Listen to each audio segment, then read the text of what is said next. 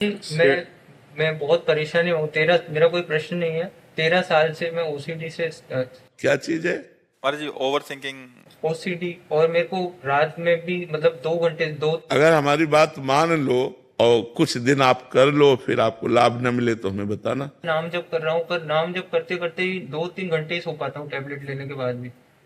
कोई परेशानी नहीं। एकदम पहले रिलैक्स होना सीखो। एकदम रिलैक्स हो जाओ, श्री जी के भरोसे हो जाओ, ठाकुर जी के सहारे हो जाओ। तुम कह रहे हो नाम जब से हम रिलैक्स नहीं हो पा रहे।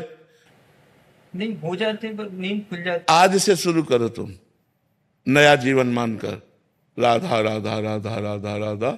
और जब आपको ओवर थिंकिंग होने लगे तब जोर जोर से नाम जप करने लगो। आप देखो धीरे, आज से आपका परिवर्तन शुरू हो जाएगा। कोई चमत्कार की बात नहीं, आप श्रद्धा और विश्वास करो। ये ओवर थिंकिंग, ये निगेटिव चिंतन ही हमारे जीवन को नष्ट कर देता है। यही जाके डिप्रेशन में पहुंचा देता है। शायद इसी स्थिति को डिप्रेशन कहते हैं। तो हमें लगता है अगर हम नाम जप करें, भगवत लीला चरित्र सुने और संतों के वाक्यों पर विश्वास करें तो ठीक हो जाएगा। क्यों क्यों ऐसा होता है?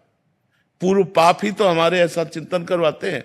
तो हम नाम जप करेंगे तो पाप नष्ट। आज से नाम जप का नियम। कहाँ है तुम्हारा काउंटर? काउंटर नहीं वैसे। सिद्ध मत बनो। जब हम ओवर थिंकिंग की बीमारी है तो हमको उसको लगाना पड़ेगा। राधा राधा राधा, 30,000 हुई, 40,000 हुई, ऐसे में देखना राधा राधा राधा। ऐसे बेमतलब की बातें मत करो, काम में लगो। जब खाली समय में राधा राधा राधा राधा राधा राधा राधा राधा राधा, तुम ठीक हो जाओगे, दूसरों को ठीक करने वाले बन जाओगे।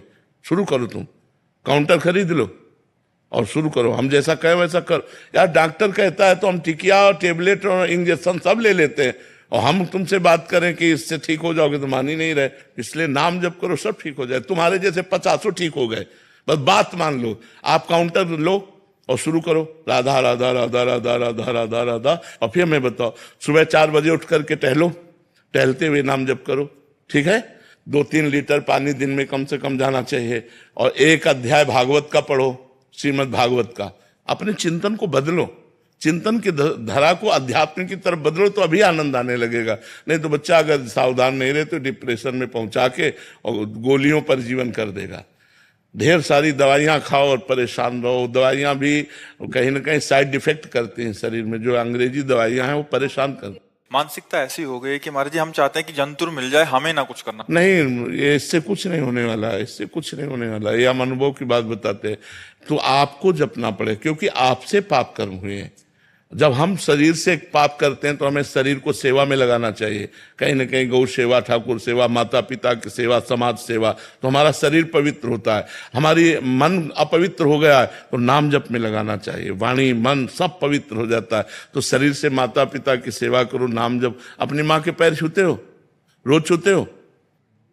नहीं, रोज नहीं छूते। क्यों? उसमें झुक के छूने में क्या चला जाएगा? माँ है, कितना प्यार करती है।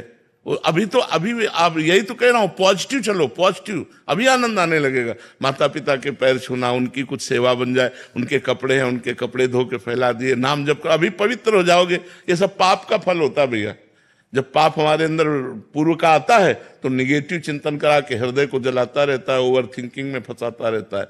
नाम जप करो, 1 अध्याय भागवत पढ़ो, माता पिता की सेवा में रहो और कोई कार्य करो।